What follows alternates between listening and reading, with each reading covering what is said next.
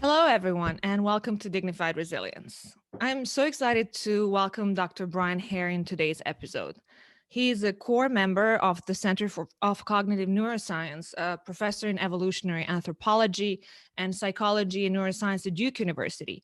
He received his PhD from Harvard University in 2004, and in 2005, following his work at the Max Planck Institute in Leipzig, was awarded the Sofia Kovalevskaya Award, Germany's most prestigious award for scientists under 40. In 2007, Smithsonian Magazine named Hare one of the top 35 scientists under 36. He has published over 100 scientific papers, and his research has received consistent national and international attention. In 2019, Hare and his research were featured in Steven Spielberg's documentary series Why We Hate. His first book with co-author Vanessa Woods, The Genius of Dogs, is a New York Times bestseller.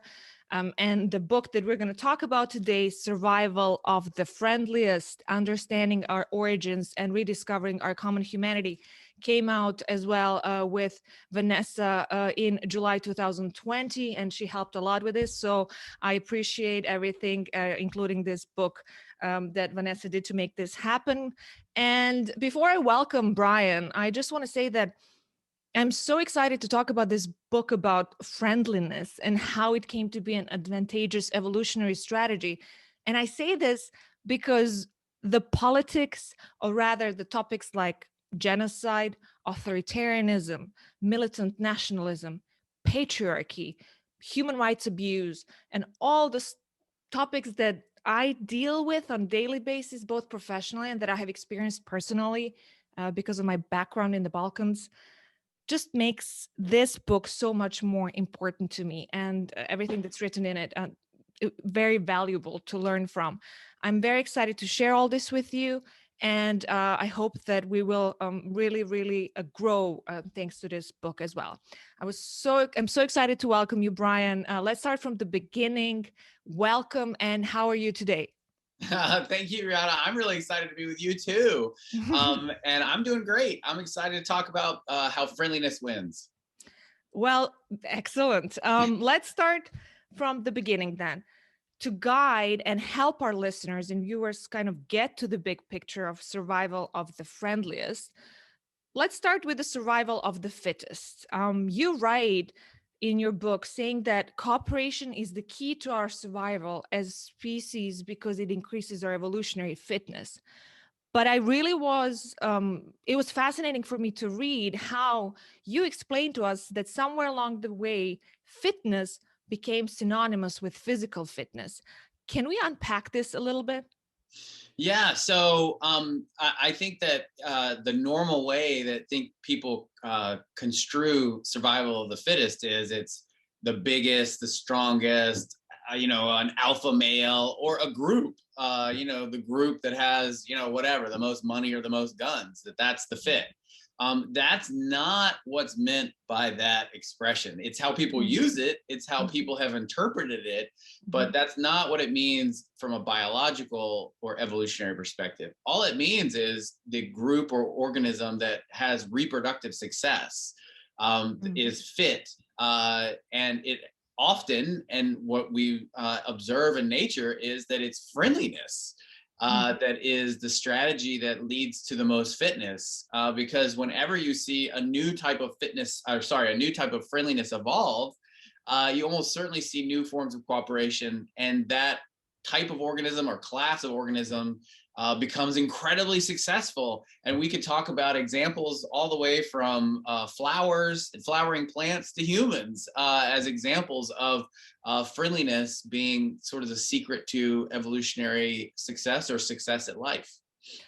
That's amazing. Especially, I mean, for me, I didn't know, as you write, that to Darwin and modern biologists, survival of the fittest referred to something very specific, and which was the ability to survive and leave behind viable offspring, that it was not meant to go beyond that. And I think that another thing which was very powerful is that you I think wrote that no folk theory, arguably, of human nature has done more harm than that survival of the fittest. And I think that's why a lot of people, when they hear survival of the friendliest, uh will at best be curious, and at worst stick to their familiar survival of the fittest thing.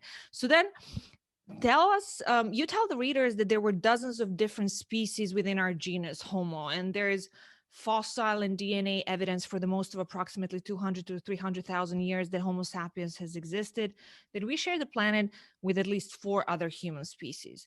So then, why is this important, Brian? Like, what is it particularly about what happens with those different upgrades in upper Paleolithic time that allow us to thrive while other humans just went extinct?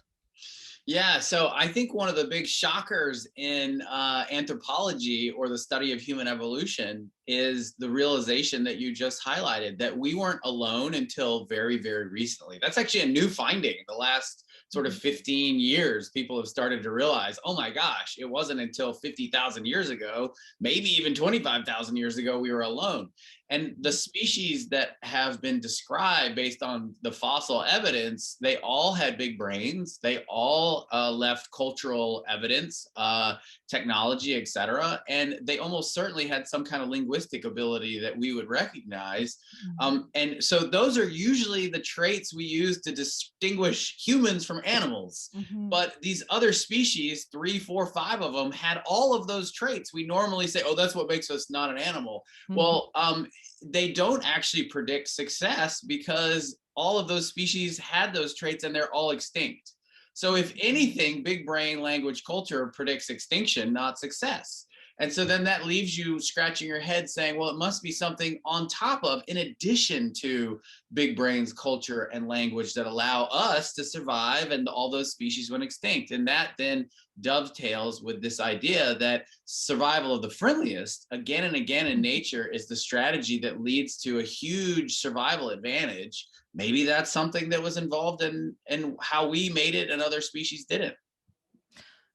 That's really fascinating. And yes, you tell us there was this particular type of friendliness called cooperative communication that helped us. And then you introduce in the book a different points, various studies that you've done with chimpanzees, and you'll tell us all about this. But it was interesting for me to read that, as we would expect, chimpanzees are cognitively sophisticated in many of the ways humans are. But even though we're so similar, they were really kind of struggling to understand when communication was supposed to help them accomplish something. So that's, as you said, what helped sapiens flourish, I guess. But then, now that we started talking about animals, of course, which are a very important part of this book, you say that when you began studying animals, you were focused on social competition, that it never occurred to you that communication and friendliness could be important for cognitive evolution. And you did address this a little bit in your previous answer as well. So what happened in your work, and therefore in your thinking, that guided you to this conclusion? Yeah, I mean, I spent a lot, 10 years, excited about the idea, together with lots of other people who were excited about Machiavellian intelligence, that intelligence really is for outcompeting and sort of manipulating and exploiting others so that you can win. And it's not to say that that's not a force that shapes evolution, but and the evolution of animal psychology. I'm not suggesting it's not, but I think that there was so much focus on that we missed the glaring, obvious, much larger, much more powerful force, which is friendliness. And what really shook my worldview was I worked with a population of foxes in Siberia that a famous Russian geneticist named Dmitry Belayev had selected. He had a breeding experiment, and he selected a population of foxes to not be fearful of humans, but to be attracted to humans and to actually want to be near us and want to affiliate or interact with us in friendly ways. And he selected with his team these foxes for decades, to be friendlier towards humans. Mm-hmm. And he kept a control line that he bred randomly for how they interact with humans. And so that meant he could compare the two and see what the impact of friendliness and the selection for friendliness had on the foxes. And the foxes I have personally met, I've personally interacted with both populations. And one population, when you stand in front of them, the control line, they run away. They don't want to be near you. If you try to touch them, they try to bite you. They're afraid and they become aggressive.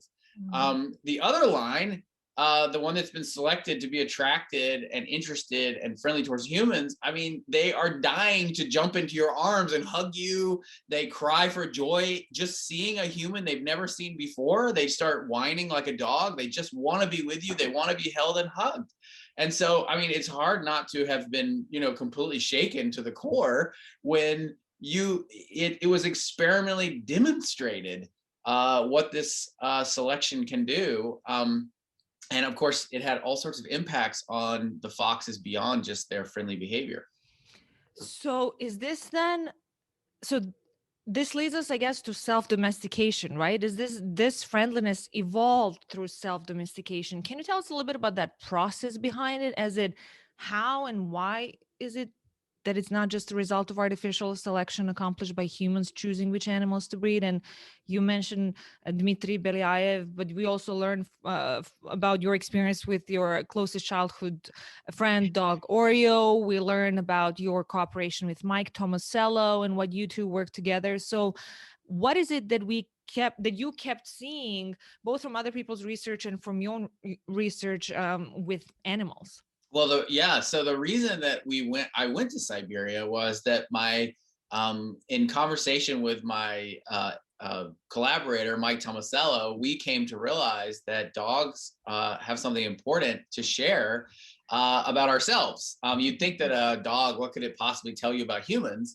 But it ends up that dogs share the ability to understand cooperative communication. So especially gestural communication, when we gesture to each other to try to tell each other, hey, there's something over there you should pay attention to or be interested or search for.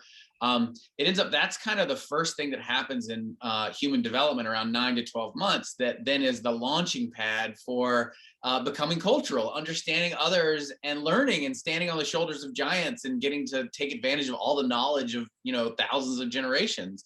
That's the first thing that comes online that allows us to do it. And it ends up that chimpanzees, bonobos, our two closest living primate relatives, as smart as they are, they don't do it. And it ends up that what we discover, and it started with my pet dog Oreo, that he does, and dogs do. They understand us in a way that is very similar to how human infants understand us. And it was sort of this shocking thing. So the reason I went to Siberia was I went to test the friendly foxes to see if they would be able to read humans in the way that dogs can. And it ends up that they do. And I actually didn't think they were going to be able to, but they do. And it ends up that it was selection for friendliness that allowed them to read humans as if they were human infants. They understand our gestures and they can solve problems like dogs can. Even though the Russians never selected them to be smarter, they became more socially savvy and better able to cooperate because of the selection for friendliness. So that leads to the first part of your question, which is tell me about self-domestication. So obviously, intentionally breeding foxes together that are friendly, that's called artificial selection. But if you take a step back and you ask yourself, okay, but the selection was just for an attraction to something. I mean, there's so many examples in nature where natural selection has favored an organism being attracted to something, whether it's a place or a type of food or a new social partner. That happens all the time. We have evidence for that all over the place. Attraction to light, for instance.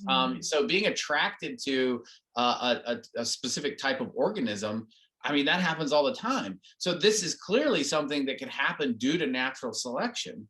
And so then that led us to think about, okay, well, in the case of dogs, what likely happened was because we know that dogs evolved interacting with hunter-gatherers. We know that the split from wolves happened 15 to 25,000 years ago. That's before there's agriculture or anything else. That it was almost certainly that wolves became attracted to humans who were leaving a lot of garbage around that they could eat. And that selection of being attracted to something you used to be afraid of was probably the selection that launched the whole thing of dog-human relationship, allowed them to cooperate and communicate more like us. And it reveals, and the most important thing for thinking about our own species, it reveals that selection for friendliness is what can allow for increases in cooperative communication, like the one we need to explain its origin in our own species. That's amazing. And so besides learning that dogs and people are built for this cooperative communications and that chimpanzees are not, I gotta say that I had so much fun learning about bonobos and female bonobos in particular. Yeah. And what male bonobos, how do they get? What's the only way to get to the females is through friendship with the mothers, if I recall well, was it? That's right. And just really, it was fascinating to learn about the difference between female chimpanzees and female bonobos, and that the ones, that female chimpanzees help only their relatives, but that female bonobos help all females. So it's really, and I mean, I want people to read the book. I don't want to tell them everything, but it's amazing how we learn about similarities, but despite the similarities, how there are these very important nuances between particular animals and ourselves, that connect us, and that where does this friendliness come in? So then let's get into a little bit more detail about what leads some species to be more cognitively sophisticated than others. I'm here referring particularly to the importance of social networks, but I'll let you guide us through this. Yeah, so I think, the way we normally think about it is, as a biologist or evolutionary minded people, if you're going to have a trait increase in number in a population, the individuals that have that trait are going to be better able to have offspring, and that's called direct selection, meaning that trait is specifically allowing you to do better at having offspring, and then your genes for that trait will spread. But basically what I'm telling you is the Fox experiment sort of changes that thinking, which is that actually you can have selection on a totally different trait, friendliness, and that then allows you to be smart in a really important new way. And so it's actually a really simple idea. It's not magic. The idea is that you were fearful, but now you're attracted to a new social partner, and you're going to use your old cognitive abilities that you were using with other social partners, but you're going to use it with this new social partner you used to be afraid of. And that's the argument. But because you can use it in a new way with a new partner, it means you can solve all sorts of new problems. And especially in the case of dogs or early dogs with humans, I mean, humans are pretty good problem solvers to be working with. So the idea is that you can have a big jump in problem solving ability and sophistication with a new form of cooperation. And to get new cooperation, you have to have new types of friendliness. So in the case of humans, the argument is that late in human evolution, over the last few 100,000 years, the reason our species was able to outcompete other human species, again, was not because somehow we were smarter, got a bigger brain, or that we don't have bigger brains. We did not have bigger brains. It's not that. It had to be something else. And the argument is that we actually got better at becoming friends with strangers. Now, this seems counterintuitive at first, because we all read the news. But the argument is that humans actually, because we have social identity, we evolved to recognize not just our close family network as like us and our group, but also those who have some kind of cultural trait, whether it's language or a tattoo or a way to speak or a way we prepare our food, whatever. A complete stranger you've never met before, if they have that signal of being in your group, you recognize them immediately as a friend. And so other humans did not have that ability. If they saw a stranger who may had the same dialect, language, or food, they still would have been very xenophobic and scared and aggressive.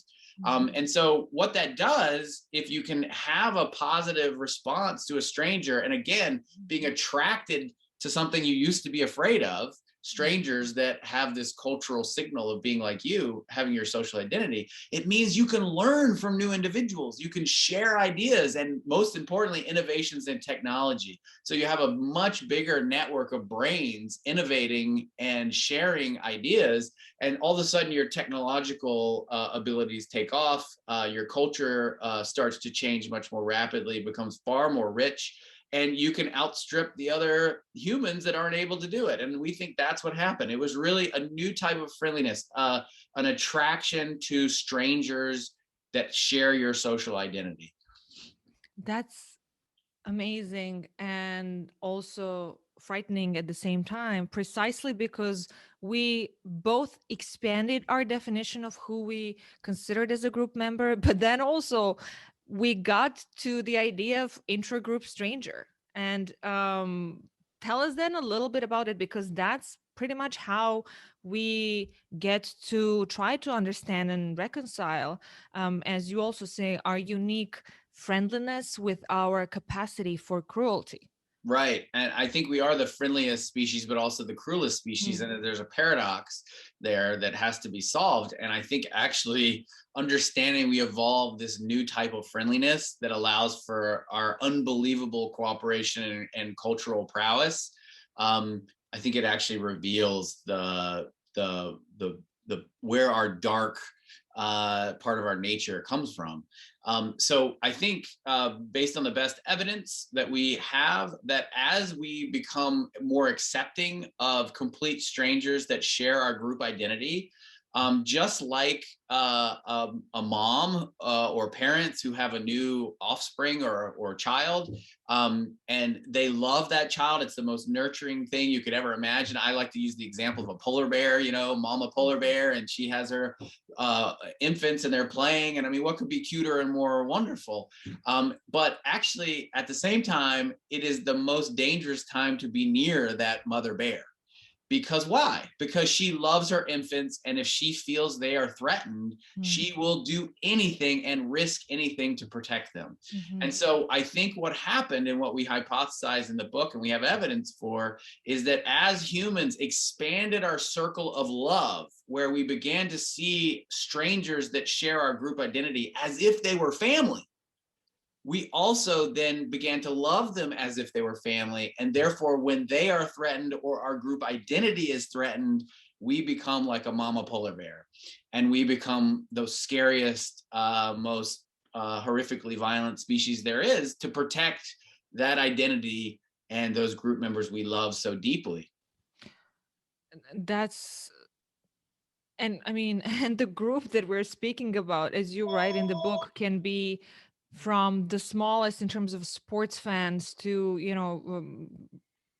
a nation, to ethnic group, to religious group, and it changes as well. But what was really so powerful, and I think so important to keep reiterating, is that when we feel like you say that that group that we love is threatened by a different social group, that we are completely capable of just unplugging that group from capacity to empathize with them, and it allows us to dehumanize them. And that's something that I always try to talk about and try to explain, because we really need to understand how dehumanization works and what it leads to and what it allows. So then tell me a little bit, I mean, you, that's why you also write in the book, it's so powerful, that sentence, we are both the most tolerant and the most merciless species on the planet.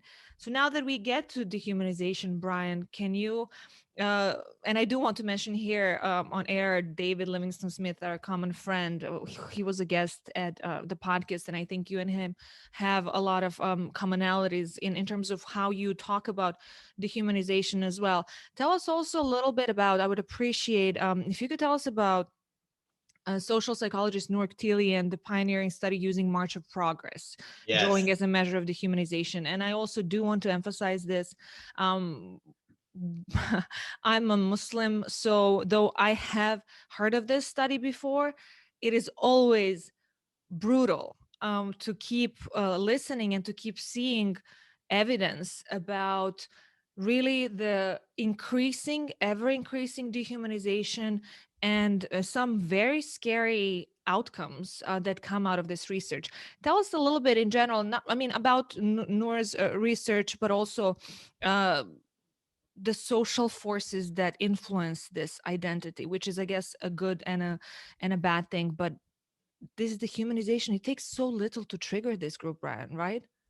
It does, but I would so let me back up and say yes. So I think because your first part of your question was it emanates actually from this positive side where we Mhm. have empathy and caring Mhm. and concern and love for those that share our social identity. And it actually comes from the desire to protect those that we love. It just happens that humans are strange. What makes us different from other organisms is we actually love an identity. We love our social identity, and of course that is so fluid. It's culturally constructed what an identity is, and it's super flexible, which actually can be problematic, but also reason for hope. We might return to that too. So where does dehumanization come from? You really put your finger on it. Is that when you, if we're going to be so empathic and actually feel what others feel when they suffer, well, that makes it really hard to do horrible things and be aggressive and violent. So what we propose has happened is that there must be a mechanism to shut that off, that caring and concern that would allow humans to harm others. And so that's effectively what we're arguing dehumanization is. It's a mechanism where basically the unique parts of our ability to cooperate, communicate, and care about others, basically there's an off switch. The unique features of our mind can turn off, and we can morally exclude groups of individual human beings Mhm. who we feel are threatening our social identity or our group. And we see them as not fully human, and then we do not have to give them full moral consideration. And obviously this isn't done consciously or intentionally necessarily, uh, but it is done when we feel that there's threat, and that means that the threat is coming from this other group, and therefore they're threatening my social identity, and I don't see them as fully human. So in terms of the work on the ascent of man, or the march of progress, it in doing research for the book and thinking about how we could have this paradoxical nature of being so kind and cruel, I have to say I had the same response you did when I first encountered this work. It was shocking, horrifying, and but at the same time, it was it because you can now see potentially what the problem is. It gave me hope because now I can work on it. Now we can move forward. So I would just say that terrifying, but at the same time, maybe there's a little hope there. But the Yeah. measure is that famous picture of sort of it's supposed to represent humans evolving, and everybody knows, there's like a monkey and an ape and an australopithecine, and then maybe some human, and then usually people use there's like some kind of joke like at the end. And of course, this is a total mischaracterization of evolution. Evolution isn't progressive. Humans are not the apex of evolution, anything like this, but that's what people carry into it. There's not a hierarchy. Humans aren't somehow intrinsically more valuable as organisms than chimpanzees or any other organism. So it really misrepresents so much. But unfortunately, it has been used as a very powerful tool to detect blatant forms of dehumanization. So the question is asked with this picture. Basically, there's different groups listed, and different groups of humans. It could be a religious group, it could be a political group, it could be male, female, it could be profession. And hey, there are these different groups of people. Not everybody, it's the way it's stated is, not everybody is or how human are these different groups, and then use a sort of a slider. There's like a slide you can slide. You can slide it underneath the different organisms, whether this group is more like a chimpanzee, or it's more like Australopithecine, or more like a full human being. And so people can slide. And obviously, what you're expecting everyone to do is all these groups are fully human. I mean, there's nothing to do. You just slide it all the way to the end. And what's found is that certain individuals, a certain proportion of every single demographic that has ever been studied, every race, every age, every political group, there's a proportion of people who will not attribute full humanness to different groups that they're asked about. And that would be kind of curious, and maybe not troubling, except for when you ask additional questions about do you accept harm to these groups? Would you accept torture? Would you accept drone bombings? Would you accept all sorts of different things that are harmful? And the number one predictor of whether people will accept harm is if they do not rate or attribute full humanness using this scale to other human groups. So it is more powerful as a measure than your standard measures of prejudice that measure how much you like a group. And it's been replicated. I've replicated it in my own work, and we've even most disturbingly seen it in very young children, as young as 6 to 7 years of age, willing to dehumanize an outgroup in what's called a minimal group manipulation, where it's even just an abstract group. It doesn't even have an identity. You just call it a different group that's competing with you, that adults have said this is a disgusting, badly behaved group. And young children will readily dehumanize and wish harm on this other group, even though they haven't even really been in school for very long. That's insane and so powerful. This is also powerful and good to learn, particularly to just summarize to our listeners and viewers. Think about this, what Brian said, that repeatedly what was found with a measure of this dehumanization was that it was that dehumanization that also signified later the willingness to inflict harm and suffering on another group of people. And then what Brian also mentioned about the perception that these groups that were dehumanizing, that they were the ones being dehumanized. I just want to reiterate the power of media then, maybe, and propaganda, and how that ends up coming to place as well. And again, what he mentioned about the babies, and when we talk about in terms of the importance of parenting, in terms of the values that we instill in the language and the kind of notions and perceptions that we share and teach kids. But we'll get to the education part. It gets tricky with that as well. I do want to ask you, Brian. It was so interesting for me to learn about Albert Bandura's experiment on dehumanization. I mean, can you please tell us more about? I mean, we know, okay, there were 3 dominant explanations in the field of social psych that aim to understand what made ordinary people do terrible things. But why do we know so little about Albert Bandura's experiment on dehumanization? Yeah. Enlighten us. Yeah, so that was one of the big surprises from doing research for the book, was first of all discovering this incredible experiment, which I'll describe in a second, but then also discovering that no one talks about it. It's never been replicated, and it really wasn't until Professor Tiley did all his amazing work with Emile Brunet and others, where dehumanization kind of, and Philip Goff as well, sort of picked up steam as a topic that's vitally important to study. So the Bandura experiment, the other thing that's really crazy about it is it was published at the same time that Milgram's famous monograph on obedience to authority was published. Milgram's been cited bajillion times.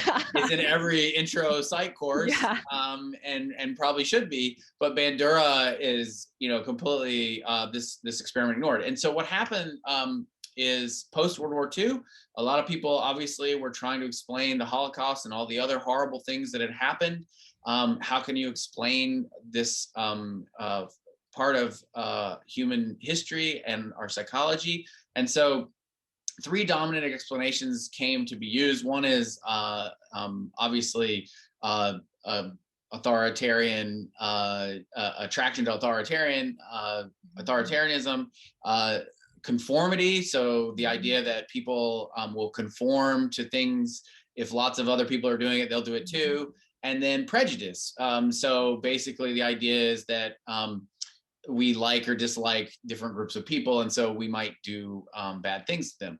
But the problem is prejudice in particular it's absolutely a real thing, and it's a real problem. But as Philip Goff has argued, and others have argued, prejudice liking and disliking a group of people, it might make you not pay them as well, or not hire them for a job, or maybe you're rude to them, or you may do things that are not very nice and hurtful. But it doesn't explain the worst forms of violence. It doesn't explain doing things at the level of genocide. And so dehumanization as an explanation does a better job of that. And it starts with Bandura's experiment, where it was a group of people were asked to teach other people a task, but they heard the experimenter describe the people they were teaching in two different ways. In one way, they were described as people like you, and the other way they were described as disgusting and ill-mannered, not polite, and that in a way they were dehumanized, animal-like in their behavior. And the group that was described as sort of like you, if as they failed to learn, the teachers actually were told to shock the people when they made mistakes, but they actually had a choice of how much shock to give. And they would use less electricity as the people that were described as like them were failing. So they would lower the shock. The opposite thing happened with the group that had been dehumanized. As they were making mistakes, and they made increasing amounts of mistakes, the teachers would actually increase the shock, even though they knew the shock wasn't working. And they kept increasing the shock more and more, to the point that it was a lethal level. So this was the first evidence that I think the scariest thing about dehumanization, if you were to take away one concrete thing about dehumanization, especially that I learned, we know that it's bad and that it would allow people to harm, but I think the scariest thing is when a population is being dehumanized, the people who are dehumanizing them, they actually become more supportive of harm towards the other group. So if you go and you say you're hurting them, you're shocking them with a high level of shock, they actually, when you tell them you're hurting them more, they become more likely to hurt more using that method. If they learn that method hurts you more, they're more likely to do it more if they find out it's working to hurt you. Yeah, and then that's also, you write in the book saying, so not only were people able to absolve themselves from hurting somebody who they dehumanize, it's also that they believed these subjects were less sensitive to pain. So that was another incredible thing. And then, Bandura concluded that dehumanization was central to explaining human cruelty, as you tell us. And yeah. You remind us about how social media helps accentuate this tendency for human cruelty as well. And it's, I guess, natural while one reads the book to just ask, and but okay, so why can't we do it? But of course it's impossible and horrible to think about breeding friendlier humans because of all the behavioral traits that are so complicated for any behavior and thousands of genes involved, and you explain all that process. But then, Brian, what could we do, or what did we do? And here I'm referring maybe to that chapter, Highest Freedom, which I really like, considering that we get into politics, and you say we did not evolve to be despots. hear me out, all my peeps out there who write about authoritarianism and despotism all the time, because it's a reality. And I found it so beautiful and so important to hear. But then let's please explain to our listeners and viewers about that transition from how and when the seeds of despotism, as you say, were sown, and all the way to something that we invented called constitutional democracies. Yeah. So I think that the most important thing in terms of friendliness is, we all want more of it. Yeah. And so then how do we get more? And, when you're talking about animals, and the whole story I just told you is the foxes were bred, it's natural. And people ask me all the time, well, let's just breed humans to be friendlier. It wouldn't work because, as you say, there are thousands of genes involved with complicated behaviors. We don't know which they are. We can't identify who has them, who doesn't, et cetera. But then there's the other little mathematical problem of when they did the fox experiment, only about 1% of the foxes were chosen each generation to reproduce. There's 7 billion people on the planet. So are we going to have 1% of people allow offspring, even if we can identify the genes that are involved in friendliness? That's not going to happen. And it's morally repugnant, as you also it is more, and that's on top of it being Yeah. absolutely morally repugnant. But I always like to explain why it wouldn't work. Yeah. Because I think when we just tell people it's morally repugnant, people still want to know, yeah, but would it work? And the answer is no, it wouldn't, even though it's awful. So, all right, well, we still want to be friendly. So what do we do? And I think if 20 years ago or 15 years ago, we said, oh, technology, we have all these great ways to interact with each other, it's all going to lead to so much happiness. Well, that's gone well, and also not, because we have that paradoxical nature. So we really land in the book on democracy. It is the only social system ever invented that really keeps in a complex, large-scale society that we all live in now, that keeps an egalitarian lifestyle and spirit healthy and alive. And we did not evolve to be despots. And I can say that with great authority, because humans have only lived with agriculture for about 10,000 years. And of course, we've only had an industrial way of life for the last 150 or so years. Well, what were humans like over 10,000 years ago? Well, everyone lived as hunter-gatherers, as foraging populations. Our species origin is about 300,000 years ago. Our genus, Homo, is about 2 million years old.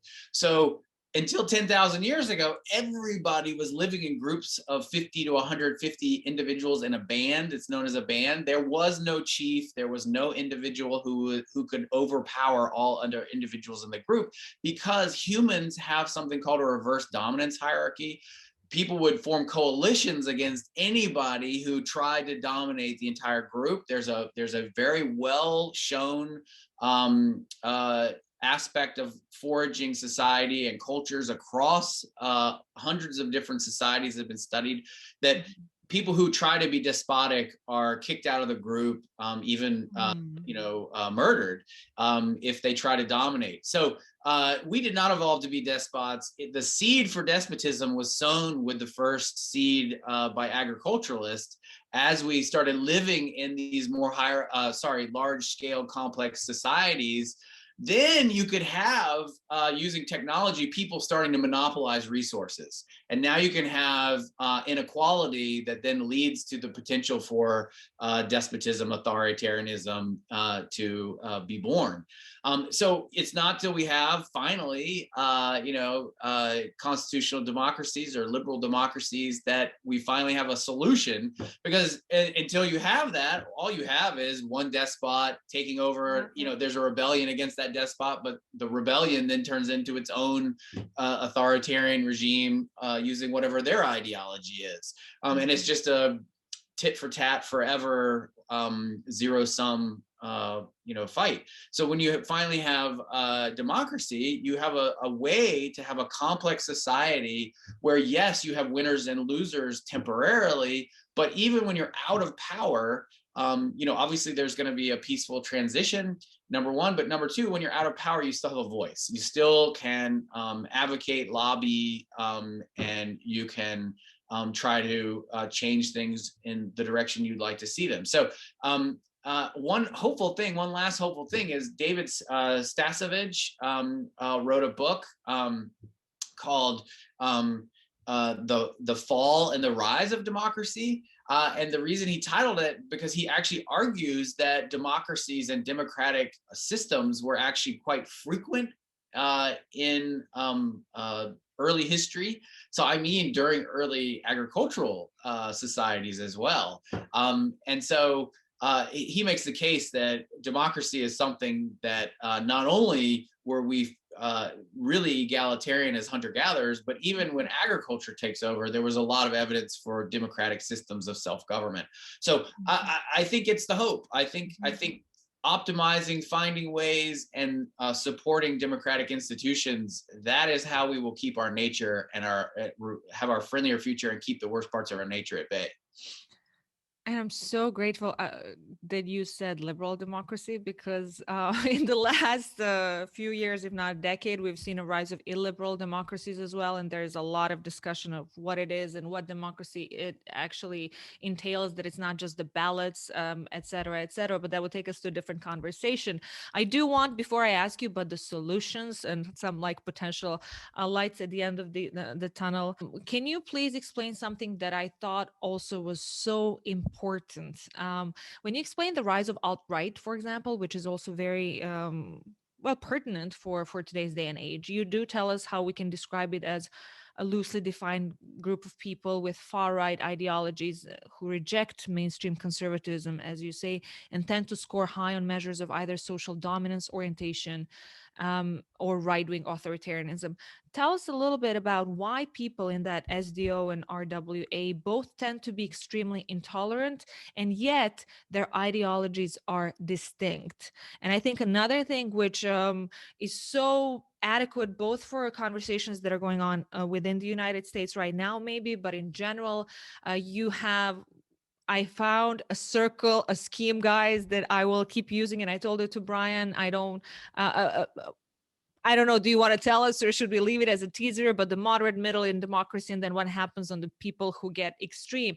I do say this because I think that it's important to understand that we all have the capacity to dehumanize others. I think that it's very easy to get into the self-righteous mode of, oh no, we can never do that, and we are better by default. As hurtful as or as delicate as this very sentence said aloud might be, we're talking about science, right?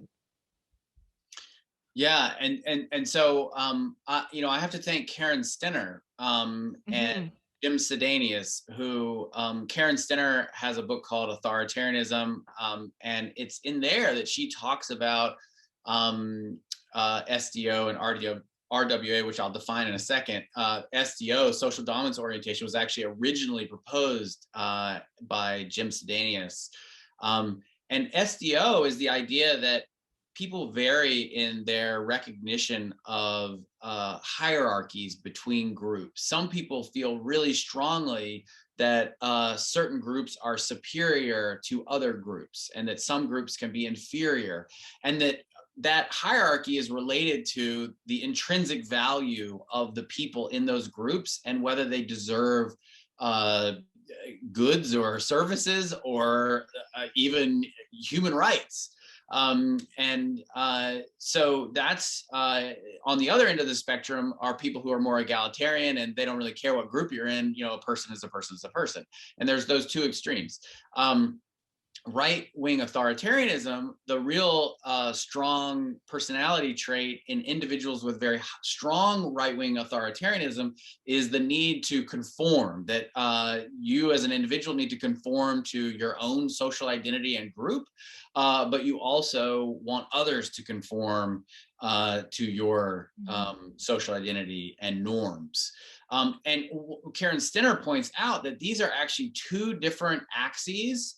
And it was one of these aha moments for me that, oh my gosh, this right versus left that we talk about is actually hiding and obscuring in a really dangerous way an important distinction between different individual characteristics that lead to very different policy and political judgment.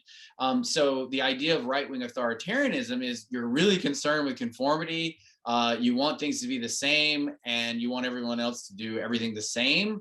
And if you favor authoritarianism, it's because that authority figure is going to make sure there's sameness, and norms that you accept in your identity will be safe and won't be threatened.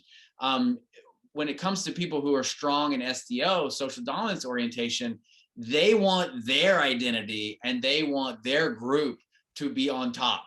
And they really feel it's a zero-sum game, and that their group needs to defeat and outcompete other groups. And they want to be the ones in charge.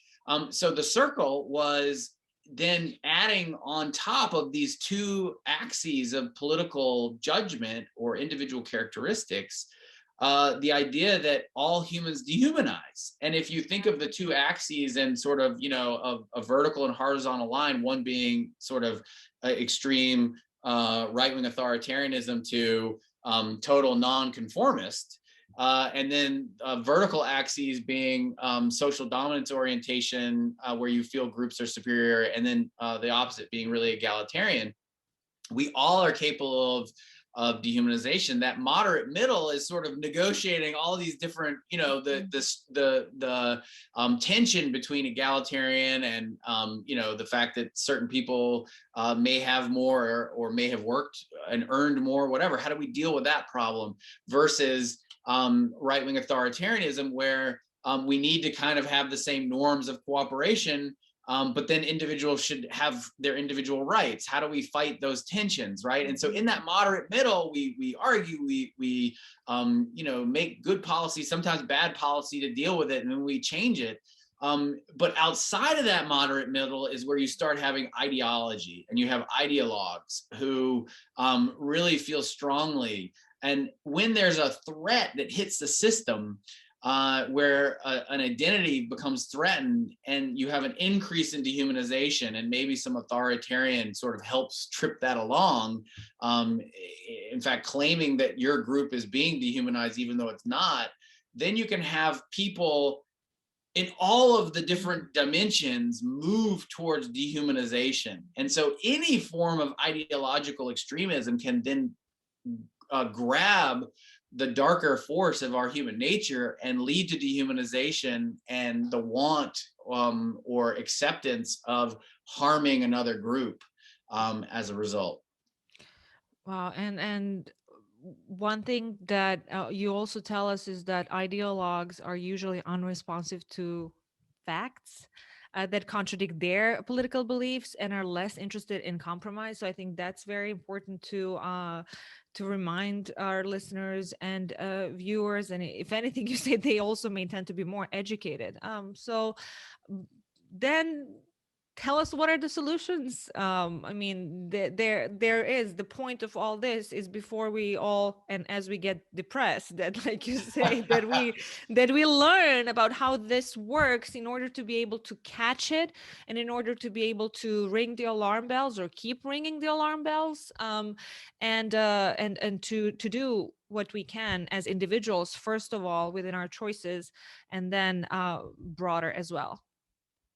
Yeah, I mean, I want to be clear that, it's like being an engineer. I think everything we've just talked about is we've kind of gone under the hood of the human psyche and said, okay, what's going on here? How's this thing built? How's it been engineered? And given the engineering, how can we make it run better? And so I just want to be clear that it can be scary. It can be, you don't want it to be true. But the alternative is to try to have a fish climb a tree. If you're, or try to have a snowmobile, go on the, take you boating. The mind is, if we're right and the mind is designed this way, then we need to confront that design and come up with a better way to have us run and have a friendlier future. I think we have good solutions. I think we have decades of work that point directly to what we can do. And some of it is things we can do personally, and other things are more at a larger societal level. I think they're all doable. They're all within the range of things that humans have done when they've set their minds as individuals and groups. So concretely, if I was just to make it very simple to take home, it is cross-group friendships. So friendships across different groups that may in the past have seen each other as threatening, or currently see each other threatening. Now, this isn't a new idea; it's an old idea, but it's incredibly well tested, and it's increasingly well tested, and it's increasingly demonstrated more than anything else that it has a very positive impact. And the idea is these cross-group friendships form bridges across groups. And when people have friends across different groups, it actually allows other people in both those groups to see that friendship. And when there's some kind of threat that might allow for dehumanization, it becomes harder for dehumanization to occur because those friendships humanize the different groups. And so that makes it really difficult for dehumanization to get its claws into the psyche of whoever we're talking about. The other important finding is that probably the earlier those friendships occur and the earlier we're socializing with groups that we historically may have found threatening, the better. And so that would be the summary: is cross-group friendships. But there's all sorts of policy implications for this, where everything to how we educate our kids when they're young, to how we build our cities. And we just have to decide this is what we want. Mm-hmm. Yeah, and I don't know, have you heard about the book written by Adam White's The Power of Human? It really agrees with you. He works for Northwestern, actually with Newark Daily as well, and he says, confirms, like you say as well, that it's the human presence, human touch, and human creation, and that magic of contact, like you say, and it doesn't happen automatically. It takes time. We need to invest time and effort in humanizing each other the same way that propagandists, political leaders, and opportunists are using media, academic works, etc., to kind of propagate these dehumanizing narratives. So that's both the challenge and the opportunity as well. So that said, thank you for also showing us how the kindness towards animals can also really translate into kindness. And before I ask you what's any message towards the end, and 5 sweet questions, as I say, really, this is a book about friendliness and how it came to be an advantageous evolutionary strategy. And I keep really reiterating this. And I hope that a lot of people, and I will keep talking about it from different political spectrums, do end up being curious enough to really understand, and that takes self-consciousness and mindfulness as well. But I think and hope that these sort of conversations contribute to both more knowledge, and more contact and positive, I don't know, connections as well. Tell me, Brian, thank you so much for just doing all this. I think it's really important for coming along. Tell me, do you have any message towards the end before I start asking you some super fun, not book related questions? Okay. Yeah, I think if anybody were to challenge me, oh, come on, how could friendliness really be so powerful? I would just point them to their dog. And, if they've had a friendship with a dog or relationship with a dog, I mean, they are, my first piece of evidence, exhibit A in my case, that it really is survival of the friendliest. It's their story, and it's why there are hundreds of millions of dogs across the world, everywhere you find humans. And sadly, wolves are endangered everywhere that they remain. It's because a new form of friendliness evolved, and it was their successful strategy. And it happens that it's the same story for us. We just have to keep going. And now we have to use institutions and cultural norms to further improve. Well, there you go. I don't have a dog, but my dad always talks about Luxie, his childhood dog, forever. And I have friends who have three dogs, and I can't wait to share this conversation with them as well. But those who don't own this, who don't own dogs, can learn a lot. So then, Brian, five sweet questions. First one: once the current emergency is over, quote unquote, whenever that might be for you, any temporary awareness will also disappear. What would you not want to forget from lockdowns and this pandemic era? Oh, um, gosh, so many things. I that I don't need to travel as much to be happy. I've actually been pretty happy to be sedentary, and that was kind of a surprise because I'm sure you as well are traveling less. Mhm. Um, but at the same time, I certainly miss traveling. Hmm. Yeah. Which of your personality traits has been the most useful? Not the best trait, but the most useful. Oh, uh, useful. Okay, useful is I definitely yeah. It's not a very fun trait, but I I tend to plan for the worst. You know, Oh, yeah, so that's good. I tend to Yeah. disasterify everything and plan it out. That you know. Do you maybe have some Balkans background? Because we do that. We do Well, that I all am the one quarter. time. I'm one quarter Greek, so Okay, yeah, that might be, like we there's do. a little connection there. For us, the catastrophe is kind of the default, and anything else that happened, well, that's like, okay, things are really good. When you have 30 minutes of free time, how do you pass that time? Oh, pre 2016 or post 2016? Uh, pre 2016, I would probably pick up a book or read an interesting paper. Post 2016, I was like everybody, glued to Twitter. Hmm. Wait, 2016 or 2019? Or when did the pandemic? What happened in oh my God, 2016. Yeah. Well, yeah, guys, this is American context. Yeah. Okay, so yes, now they'll get it. Um, yeah, Twitter. Oof, let's not get into Twitter right now. It's like, what skill or craft would you like to get better at? Oh my gosh. I would love to practice archery. Hmm. I'm also a little embarrassed that I'm not better at tying knots. I should probably be able to tie knots better. Oh my God, you're gonna keep embarrassing all of us now about different things. And then pertinent fifth last question. Are any of your friends completely opposite to you, or are most of them similar to you? Uh, I mean, my co-author, best friend, love of my life, Vanessa Woods. I think if she was sitting here, she'd be laughing her head off, saying, "I am completely opposite from him." So I think we're very similar in many ways, but opposite. And you see the things that are opposite when you live together, especially in a pandemic where there's we're all lucky to be together more than normal.